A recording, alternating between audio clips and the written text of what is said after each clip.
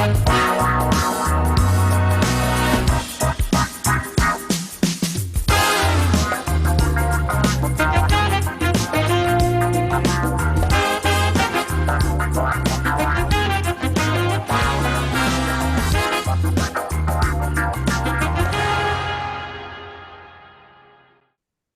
hello there, and welcome to Mission Unstoppable. My name is Frankie Picasso, and I'm the host today. Today, I also have a guest, Lisa Braxton. Her latest book is titled Dancing Between the Raindrops, a daughter's memoir of love and loss. But she previously authored The Talking Drum, and for that, she won the 2021 Independent Publisher Book Awards, gold medal, overall winner of Shelf Unbound Book Reviews Magazine's 2020 Independently Published Book Award. And she was also the winner of the 2020 Outstanding Literary Award from the National Association of Black Journalists, a finalist for the International Book Awards. She's also an Emmy-nominated former TV journalist, an essayist, a short story writer. Lisa is on the executive board of the Writers' Room of Boston, a writing instructor at Grub Street, Boston, and the current president of the Greater Boston section of the National Council of Negro Women. And she's also a member of the Psi Omega chapter of Alpha Kappa Alpha sorority. Wow. To say she's accomplished is I don't know. Say she threads needles. I don't know. Anyway, wow, that's a lot. That's a lot to unpack there.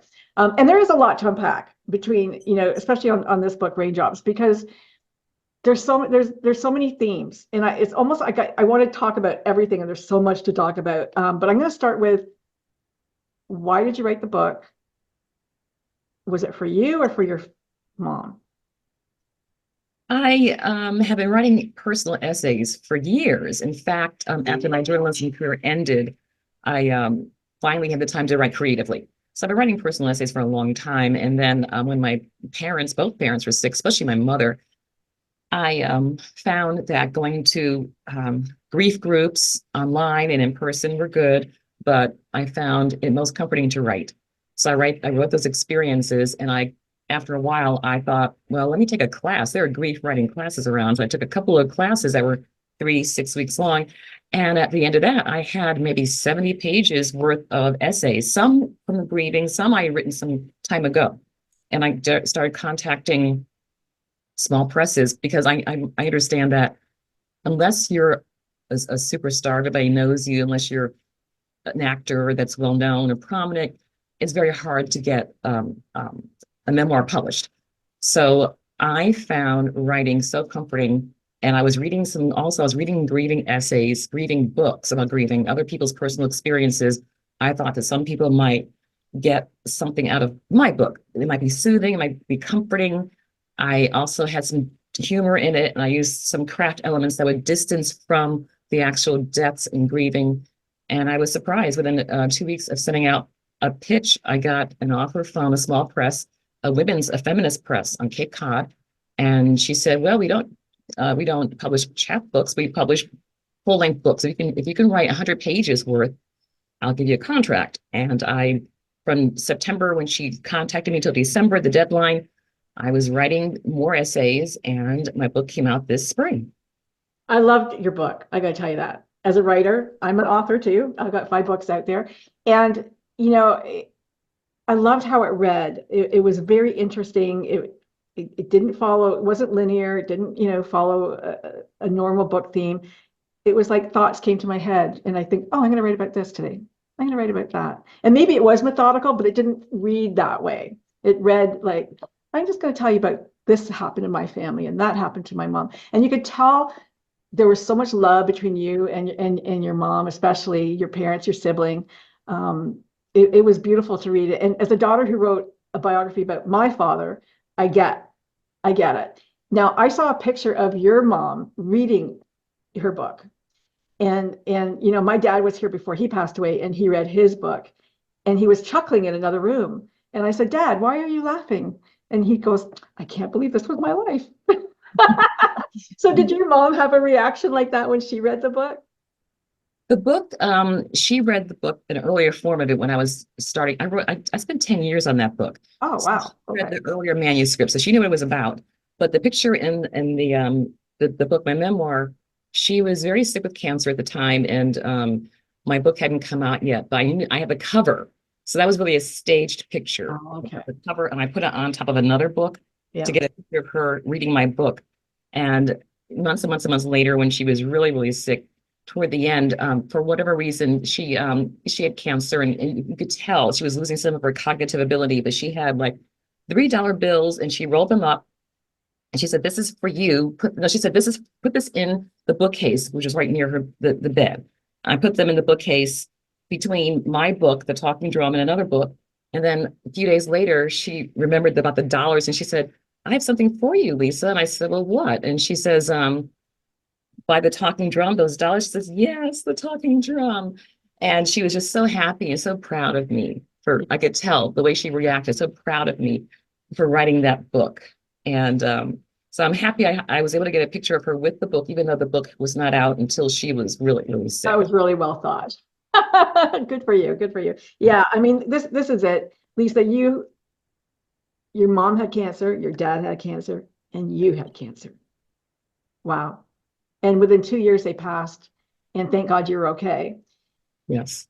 That must have been so difficult a period of time to know that, your father's cognitive abilities were going. Your mother seemed like she was okay near till the end, then your dad.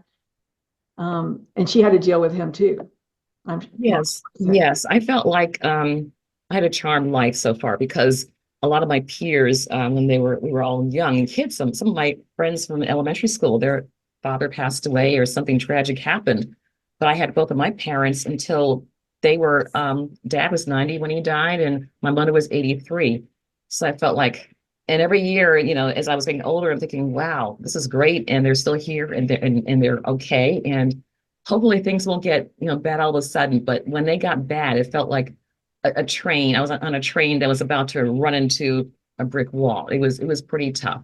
And yes, my mother didn't want to accept the fact that my father had dementia, and he was making all kinds of crazy decisions, and he would say, "Well, we have a meeting at City Hall." And so he'd get her in the car, and I go to City Hall, and she's like, "Well, you got to go upstairs to that meeting." And she goes upstairs, says, "No meeting." He can't find a place to park. He's parking on the grass on City Hall property.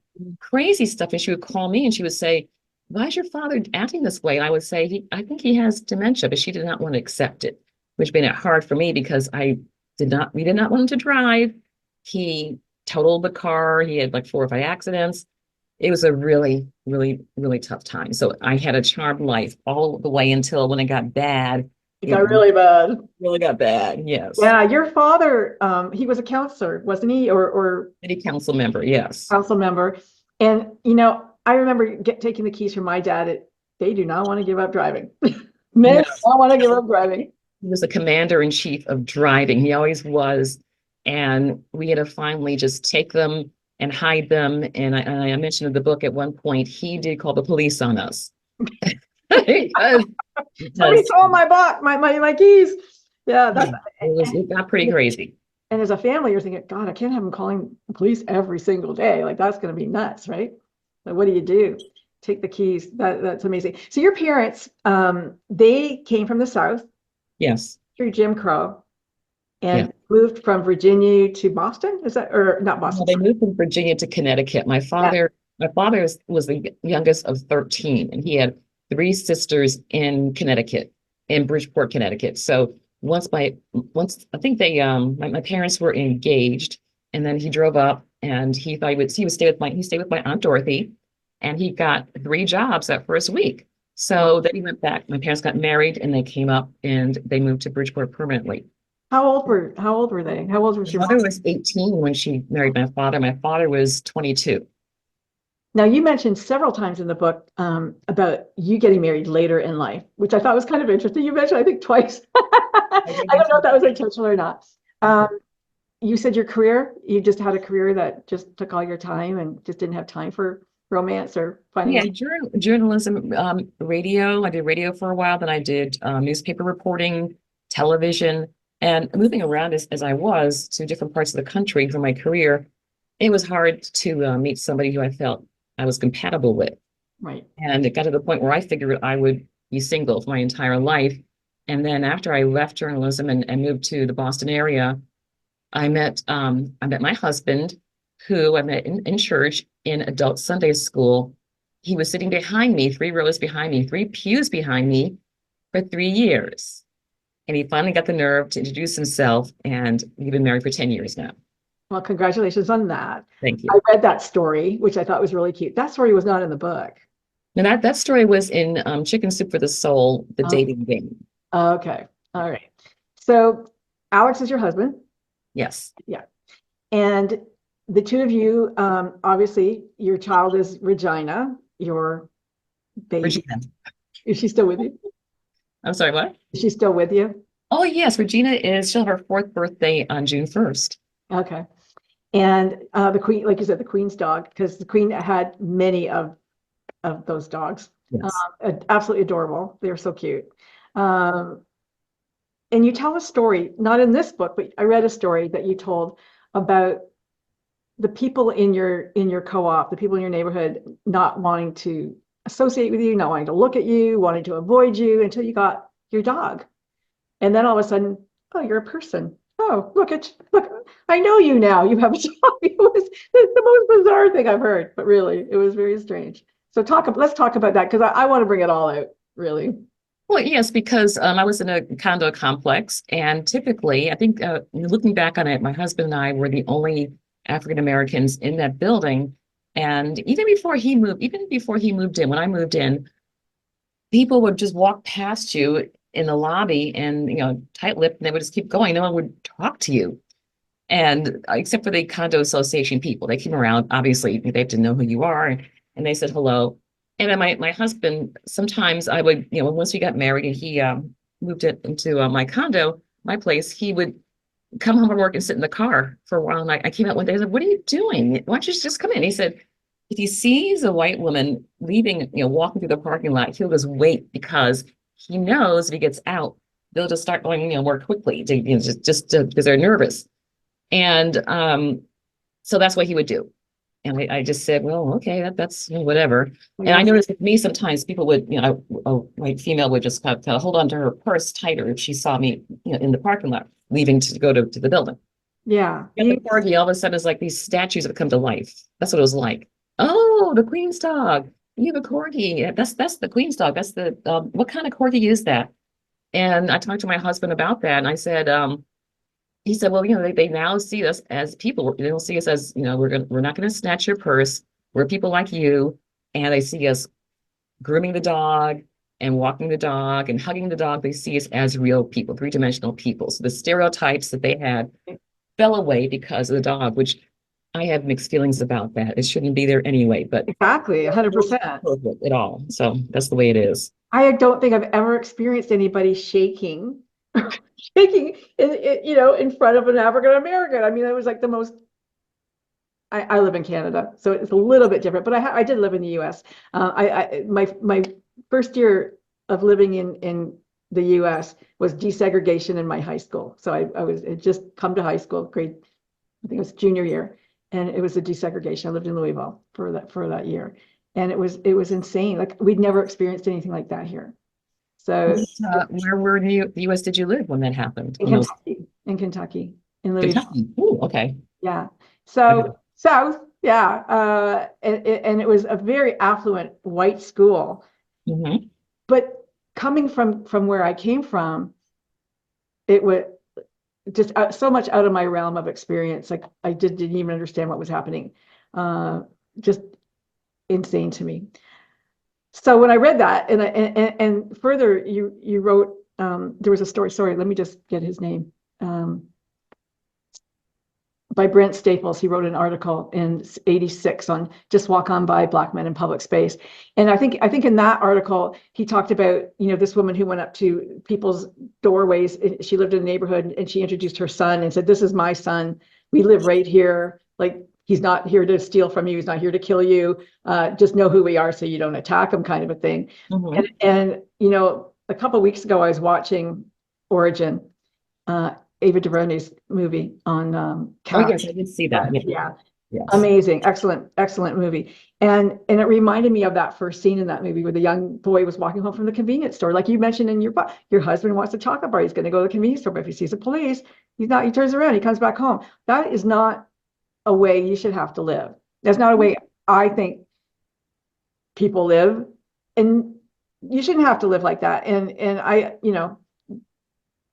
I think it's ridiculous. And I hope people listening to the show think it's ridiculous too. It's sad. It's sad because It's we sad. are Americans, but some of our Americans are our worst enemy. Yeah. If for no good reason, they will harm or hurt you. So it's sad and it's unfortunate. You wrote about having an experience in grade 3 where a little girl had said to your friend, your good friend, said to you should, want to go back home to Africa. Yeah, I wish all the Black people would go back home where they go back Yeah. where they came from. I think it was third grade. We were at the water fountain getting water after coming back in from either chapel or the or recess. And I remember there were maybe 3 other Black girls in my class of a class of, let's say, 20. And at that moment, all 3 of us, like our eyes connected. We all looked at each other and it's like, that's terrible. And I've never been to Africa before. Why would she say that? And you didn't come on your own volition. You were brought here. Right. My ancestors were brought here in a slave ship. Brought here in a slave ship. Yeah. So, And hello. why would I go back to a place I've never been? I didn't know anything about it. And it opened my eyes for one of the first times it opened my eyes to the way our society, some people in our society feel. You know what? In grade 3, it's a funny thing, grade 3, but my daughter in grade 3 mentioned that her mother was Jewish.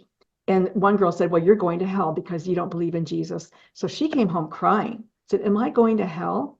I go, why would you go to hell? Oh, because we don't believe in Jesus. I said, we believe in Jesus. We just don't believe in Jesus the way she believes in Jesus.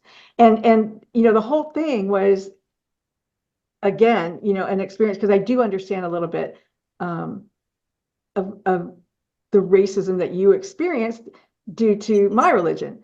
I had a date, and my date got up in the middle of the restaurant when he found out I was Jewish. He goes, I can't eat with you. And he left. He left me in the middle of this place. He brought me there. I had no car. I had no money. I had nothing. Goodness. Yeah. Well, you know what? I mean, that's people. Not everybody, though. It's not everybody, thank God. Right. Yeah. Right. Not everybody. But, I think people all experience something in their own way, shape, or form. But unfortunately, it is more prevalent. And, this climate now is even worse because of we know who. Yes. So let the dogs out. Let's call it that. You just let all the dogs out. Yeah. So your father, though, interesting man. He started in a factory and became a clothing store owner. He opened Braxton's, and it was a real landmark in your town. Yes. Yes. Those years as a He little. he always wanted to own a business, and when he was a teenager, or maybe he maybe been even younger, he had in his little rural neighborhood in Virginia a little shack that he sold things from. He would buy things, candy bars and things during the week, and on Sundays, of course, in Virginia at that point things were closed and double the price, and people would come to his little store and buy things double the price. And he also did some door-to-door sales to housewives, selling them cookery and things like that. And he always wanted to do that. And so he eventually he left the factory and talked to different business owners about how they did what they were doing. And back to the neighborhood where my parents moved when they first came to Bridgeport, that's where they opened the store. And Braxton's Men's Shop. And after some time, he was the one you would go to if you wanted to get a tuxedo, if you were going to be in the prom or cotillion. The guys, the escorts would go to get their get their clothing, the shoes and all those things. And yeah, people would come there to get suits. And if you're familiar with any of the some of the Black gospel groups back in the 60s and 70s, they would all dress the same with the nice suits or whatever. They would come through, if they were coming through town to do a tour, they would come there to get their clothing. And my mother would work there too. They pooled their money and did this together. And she taught him how to sew, how to do alterations. And it was their business for about over 40 years. What did your mother do to get her money? What was her career? She mostly support my father.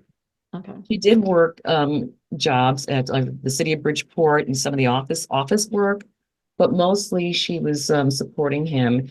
And she was working at a curtain factory, sewing curtains until she became pregnant with me. And then she was afraid the dust, this is like 1961, the dust might be a problem, might affect me, the baby. Yeah. And so she was a housewife throughout for my sister and me, much of our childhood. And she would work off and on, mostly supporting my father in their business.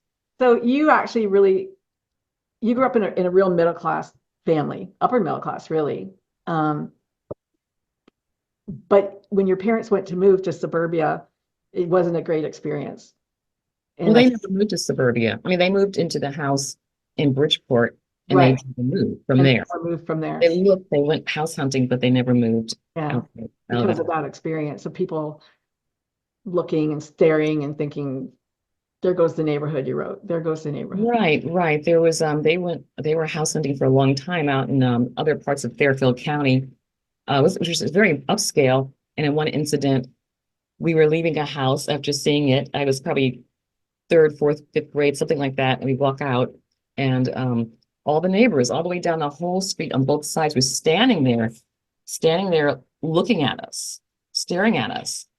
I'd never seen anything like that in my life, and not since. Were you scared?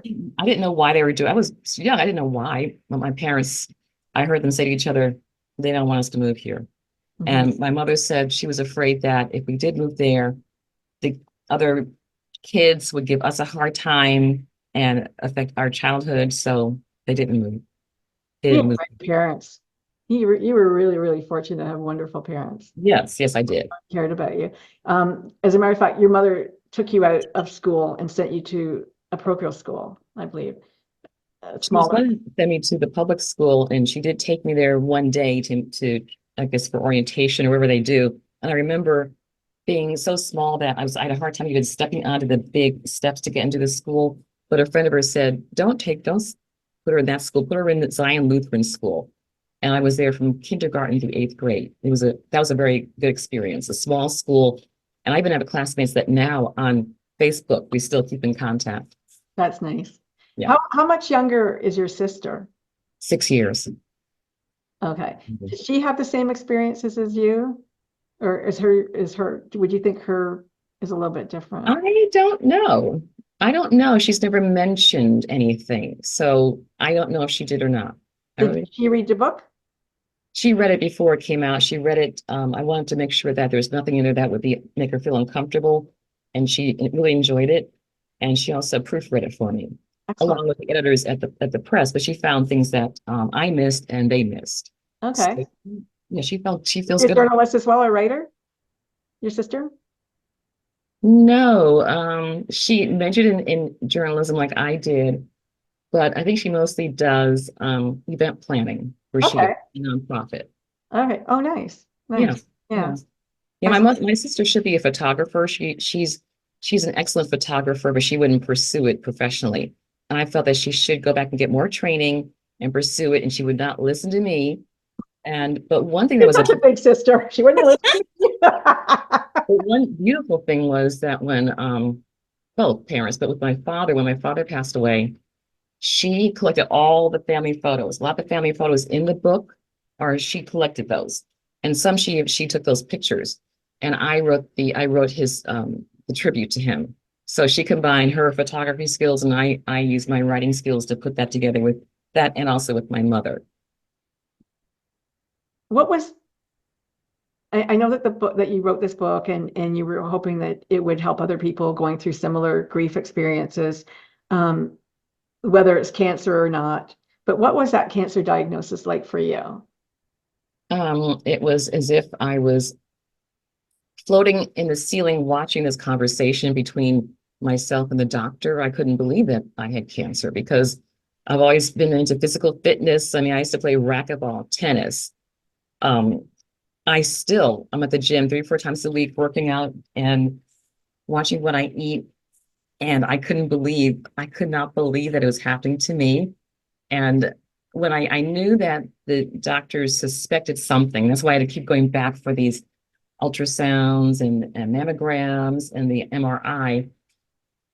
And I kept hoping against hope that it was not. And once I got the diagnosis, it's interesting how your mind switches. My thought was, okay, if I have to go bald and go through all those things, I'll do it. But as it turns out, it was caught in stage 1. And so I was able to Knock on have a wood. mastectomy and then to have take medication, oral medication, that's supposed to be strategic and hopefully keep the cancer from coming back. And I once made a presentation to Dana-Farber Cancer Center about I have much more a deeper respect for scientists and people who do medical research, that they could work on this and find a way to be strategic with your treatment for breast cancer, because it just not too many generations ago, they would automatically remove your breast. And that may not even, that may not, it may not keep the cancer from coming back. And now there are medications that could be strategic for your kind of cancer. And you can do a clinical trial that can determine whether or not radiation and chemo are right for you or not, as opposed to either removing your breast and blasting you with this chemo, a generic for everybody. So I really have much more respect for researchers than I did before. Your mom had ovarian cancer, did she? Yes. And your dad prostate cancer. Yes. And ovarian cancer is a very aggressive cancer, I believe. And usually they say if you've had children, you don't usually get that. I don't know. But breast cancer, I mean, they say all kinds of things. And that's what's so funny. Like, and everybody I hear who gets cancer, but I'm so healthy. I do all this stuff. And my stepmom, she had pancreatic cancer. The healthiest person you would ever meet in your entire life, didn't eat an ounce of sugar, nothing. And here she gets pancreatic cancer. It's so interesting, but I have to guess it's just our environment. You know, we're not a healthy environment. I think so, because nowadays I've been reading about how so many more young people get cancer, and doctors are they're puzzled by this. Why are young people in their 20s and 30s getting cancer? And yeah, I would think that, and back in my day when I was very young, mom and dad would have their friends over, and there were always ashtrays on the coffee table. They didn't smoke, but their friends did. And as a just for a fun thing to do, their friends would come over and they would let me, as a little toddler or a 2, 3, 4-year-old, oh, Lisa, blow out the match. I blow out their matches for them. And since then, they've really done a very good campaign of the anti-smoking campaigns have done so well. You would think the numbers are going down of cancer, but they're not. No. I'm thinking, I don't know, food, environment, additives, all of that stuff. Yeah, we don't know. Is your sister concerned? Does she have any cancer? I mean, cancer is supposed to be hereditary. It runs in families, my understanding. Has she ever been concerned about it, or Who was concerned about your my sister? sister? Yes. My mother did go for testing to see if it was genetic, and it turns out it was not. Oh, My okay. sister asked me recently, did I go for testing? And I said no, because I don't have children, and at my age, if it happens, I've already had breast cancer, so Yeah. my mind is in a different place. My sister has 2 children, husband, 2 children. So I can understand why she would want to do everything she can to, be here and stay here. In my case, I'm not as concerned with it. With it, if it happens, it happens. Yeah. Your dad was in the military. Yes. It must be so frustrating. And I can just imagine, I've been watching, my husband loves to watch all these military shows. And it must be so horrifying to go and fight for a country that doesn't respect you, to go and fight for a country that is afraid of you, that sees you as a second-class citizen. Well, I don't know, in my father's case, he served in the Korean War era, and he was based in San Antonio, Texas. He was stateside. And his stories to me are about how when they got on the train in Virginia to go to San Antonio, it was during segregation. And so you would get to a certain state line, and they make all the black soldiers get off the train. You've got to go this car back here. You enter another state, get off the train, go over up into the first car.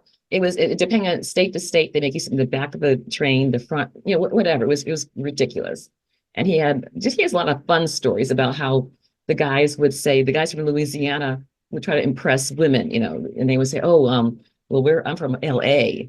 Well, they're from Louisiana, not LA. And they said LA, the women would go, oh, you're from LA. So with him in his era, it wasn't that way. And those are the stories and then he also learned how to shoot pool when he was in the military. So when After I came along, he got a pool table for the basement and he taught me to shoot. That was one of the things we did together. So his stories about the Army were always fun to listen to. And also because of that, we had some things we could do together. So that's where things changed as time went on. But in the 50s, I believe that military, from what I saw, from what I understand, military, they were respected, except for the black soldiers. Black soldiers, they come home and they're told to take off that uniform. They were beaten up. Didn't happen to my dad, but those are the kinds of things that were going on when he was in the military. Yeah, he was a young guy. When you talk about going down south to visit your grandmother or to visit the family and how they spoke, and let's talk about those memories for a minute. Oh, wow. When I was very young, the first few times I would go with my parents, we would drive down. I couldn't understand what they were saying. In accents, and my mother would have to tell me. She would like kind of almost translate for me. I had no idea what they were saying, so it took a while to get used to that. And pretty much, my great grandmother, she lived like they lived in the 30s and 40s. So if you had to go to the bathroom, there was the outhouse out back, and if it was at night, you had the chamber pot under the bed, and also they would take this pot or this pan on the stove, warm it up, then warm the sheets, get them nice and warm. They would jump in, and those are very good memories for me. Did they ever come visit? Did they come up Yes. north? My grandmother would come up every so often, take the train up, and or the bus. I'm just laughing because she would bring her chicken her egg salad sandwich or her fried chicken in a box. And she'd be afraid that people would think that she was having some digestion issues, and but it was her egg salads. Or egg salad sandwich? But it was always, that was during the era when if you're black, you did not stop, even though she's taking the train. But if you were driving, you just drove straight through because you couldn't just stop at any hotel. So you bring your food in a box and you have it with you, eat it as you go. So she was from that era. But yeah, every so often they would come up, and they come up to the Northern Lights. They thought, oh, you're in the big time, you're up north, that kind of a thing. So, as a grown up now, and you look back, and do you ever wonder, like, why didn't they just all move up with you? Why would they want to live in the South like that with the Jim Crow laws and all of that? My grandmother would talk about how she's loved the open spaces and the fresh air. And they were in I think the Shenandoah Valley area, which is gorgeous, gorgeous area. They loved being there. From what I could tell, they had no interest in coming north and living there. Everything up north, everything is just so congested. I mean, everything's so close together. Right. My mother was a learning curve. There was a big learning curve because growing up in the South and then coming north and all the buildings, and it's just not as wasn't as pretty. And also my mother was not used to other cultures. You have to get used to in Bridgeport, if you only move into certain buildings, even though this is 1956 when they moved up, and the segregation is in the South. Well, it was in the North too. Sure. So there were only a couple of buildings that Black people and Puerto Rican, because mostly there were Puerto Rican people at that time in Bridgeport. They were Latino. There were only a few buildings you could move into, and that was it. So I could see why. I could see why they didn't move. And interestingly enough, my parents moved for better opportunities for work and for career. But I would say about 20 years ago, when they were going back, they would go back every year for homecoming. And the nieces and nephews that my mother would babysit when she was a teenager, that now they have these beautiful homes, land, because things changed. Of course. They stayed. And when segregation, kind of eased, they stayed. They worked in the factories. They worked wherever they worked, and they retired. And they have a lot more visually, than my parents ended up having in a way. So things did change. So yeah, that would be like going to a foreign country. Back in the 50s, from a lot of my relatives, they stayed where they were, and they loved being there. Interesting. I want to go back to the store for a sec. Was your father fashion forward? Was he consumed with fashion? Did he like to dress really well? Yeah, he always dressed very smartly. And then when they got the store, he wanted to be a walking billboard for the store. So he always had the nice, the suit, the tie, the nice shoes. He always liked to dress well. And my mother also. My mother didn't have a whole lot growing up. And sometimes she wore hand-me-downs. And the kids at school can be kind of Oh, they can be very unkind. yeah. And she did not want to have to do that when she became like a teenager. She was babysitting and making money, and she was able to coordinate outfits. But earlier on, it was hard for her. Did you So have, she also dressed very well. did And you then wear uniforms at my school? dad dressed well. She had to dress well too, because she didn't want him to Oh, look. She didn't want any other women to eye him. your So mother was very beautiful, yes, yes, very attractive woman. So was your dad, very handsome guy. yes. Yeah, yeah, very good looking couple. Um, yeah. Did you wear a uniform at school? No, Lutheran school, we didn't have to wear uniforms. No. Mm-mm. Okay, but your mom sewed. She taught your dad how to sew. Yes. And who taught her? Did she always know that, or she grew up with that? Or- You know that when my great grandmother died, she willed my mother, although she didn't get it, she willed my mother her sewing machine. Oh, So I wow. believe that my mother learned from her family, probably from her grandmother, taught her. So, this book, Dancing in the Raindrops, visually, just the title tells you, life is always going to be, you have some sunshine, but there's always going to be some rain. And it is very lyrical, and it is very intimate, and it is just a beautiful book. What's next for you? What are you working on? I read all of your little things that I could find, all your little essays and bits and pieces, and you're a wonderful writer. So I'm just wondering what's next for you. What's next for me? I'm working on a historical fiction, a novel that takes place in Boston, in the Beacon Hill section of Boston. When I first moved here, a friend of my brother-in-law's gave me a tour, took me around in his car to different areas, and I'd always heard of Beacon Hill. It's well known. And we were driving through Beacon Hill, and he said, this used to be a Black neighborhood. And I said, oh, that's interesting.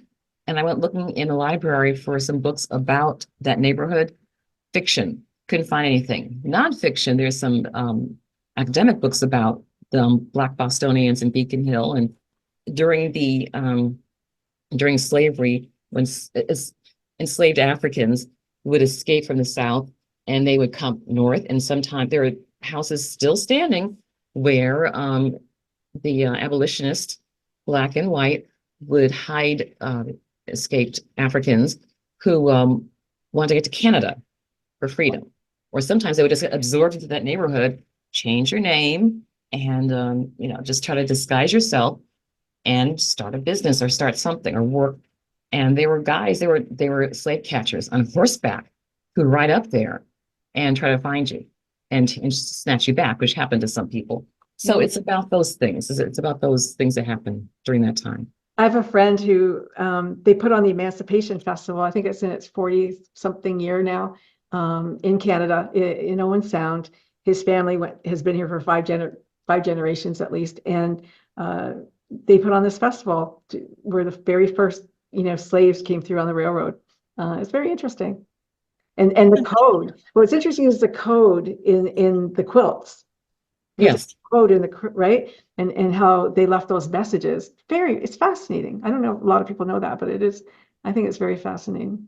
Yeah, there's a museum, the Museum of Fine Arts in Boston, and they've shown those. They've had on display some of those quilts. Very cool. Yeah. Well, I know that your first book is fiction, The Talking Drum. Yes. And it was obviously so well received because you got so many awards for it. It was incredible. And that book, you must be very proud of, obviously. And that book talks about three families, right? Yeah. Yes. And their experiences. What would you want people to know about that? Like, why would other than all the awards it garnered, and what do you want people to know about that book? Why they should go read that book? For many people, urban redevelopment and gentrification is something they can relate to. When I was writing the book, many people said, "Oh, that happened to my neighborhood." It was, we had this close-knit community, and then the highway came through, or they plowed it over for a civic center or something like that, and we lost that community. So people who were voiceless and powerless end up losing. And I understand that gentrification has its good points and, bad points, but it's a story about three couples and how they survive, how they thrive or try to survive as an urban redevelopment project is taking over a neighborhood. But it's about their lives, but also about social action. Social action. What do you do when the powers that be have the power and you're going to be a victim because of it? So anyone who wants to read a book about three families and watch their trajectory, but also read a book that has social relevance. Right. Just still, the story takes place in 1971, but these things are still going on today. Gentrification is huge in different areas. And sometimes people don't get compensated when they're displaced, or they're so used to being where they are, they don't survive it. Some people just can't handle being uprooted that way, and they shouldn't have to. So if you want to read a book about social issues as well as a good story, The Talking Drum is the book. Excellent. And now your dad's store was about to be taken by eminent domain, was it? It was destroyed. Yes, it was set for to be taken by eminent domain, but the people in the neighborhood, they rallied around my parents and they said, you can't do this to them. And they also called the media, had the newspaper do some stories, and my parents were compensated. Nice. They're compensated, and then the mayor gets into the steam shovel himself. You can look at the Connecticut Post article. And helps to tear down the building, and they're building a grocery store there now. Okay. I was in Bridgeport to do an event about the Talking Drum a few months ago, and the owner of the bookstore said, "Oh, you should go over to the East End and see what they're doing where your parents' store was." And I just said, I can't handle that emotionally right now. I can't do it. I stopped through the cemetery to see mom and dad's, where they were taken, and said a little prayer with mom and dad. But emotionally, I couldn't handle going over that. That store was so much a part of my life for so long, so much a part of our identity. Yes. I couldn't Everybody go. must have known you because of the store. Yeah, we were, at the time, my dad was very well known, and he was also the NAACP president for several terms. So whenever there were any NAACP galas or banquets or fundraisers, my sister and I were there, mom was there. So yeah, we were at that time pretty well known.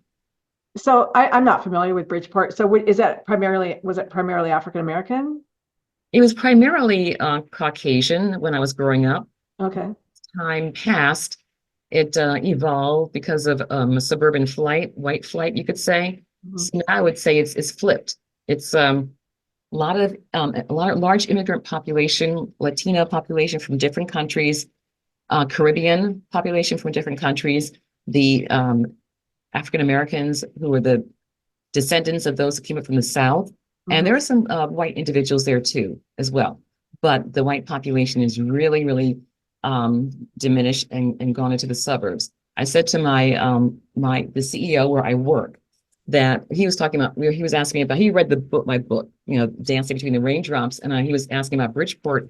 And I was saying, when I was small, my mother would take me downtown, and the first thing I would notice on Main Street was the smell of the Italian pizza, the thin crust pizza. And you could walk by, there are 3 or 4, maybe 3 pizza parlors on Main Street, and you could walk and you could peek in, you could see the guys with the dough, and they're doing that thing. Yeah, so that's I miss it. Oh, so I awesome. miss the smell of tomatoes. I miss it so much. I mean, even I went to Italy a few years ago, and I didn't even smell it there. It's different, the pizza there. The mall, the shopping mall in Trumbull, just outside of Bridgeport, killed the downtown. But yeah, it's a place that wants to come back and revitalize, but it's very hard. So as the president of the Greater Boston section of the National Council of Neighbor Women, what do you do there at this council? Oh, I lost you. You're on mute, Lisa. No, I see mute through your microphone. Yeah, it said that the host has muted you. So I didn't mute you. I didn't even touch it. Bizarre. Okay. You're asking about Greater Boston section of, oh my goodness, I don't know what, well, I'll be honest with you. I've been in that organization for years, and just, volunteering for different things. And then it got to the point where no one wanted to be the president and no one wanted to run for office. And that was 4 years ago. And I said, I think I can squeeze this into my schedule. And my 4 years are up in September. And I'll miss it, but I'm looking forward to that. I'm looking forward to being in the audience, as opposed to being the one who chairs the meetings and the buck stops here kind of a thing. But my father always said, leave the world a better place than how it was when you got here. Reach down and help those less fortunate. He said that to us as we were children. He emphasized that, and I like volunteering. I like helping other people. And the mission of the organization is to lead, advocate for, and empower women of African descent, their families, and the community. So we do a lot of service projects, helping people, and it's rewarding. Good. That's good. Thank you. I'm going to leave on that note. I think it's wonderful. Lisa Braxton is my guest, and you really should read her writing and her books, because she is an amazing writer. Dancing Between the Raindrops, A Daughter's Memoir of Love and Loss, and also The Talking Drum. And I'm just really so happy and pleased that you survived your cancer. There it is. There's Dad and Mom on the front cover there. Lisa, thank you. Well, thank you. Thank you, Frankie. Thank you so much. Facebook, we're going to say goodbye, and just a shout out to my stepson Justin there. Thank you for listening, Justin. And next time we'll get your reviews on growing up in a mixed race. Okay, he's so funny. Okay, so we're off Facebook. I'm just going to stop recording.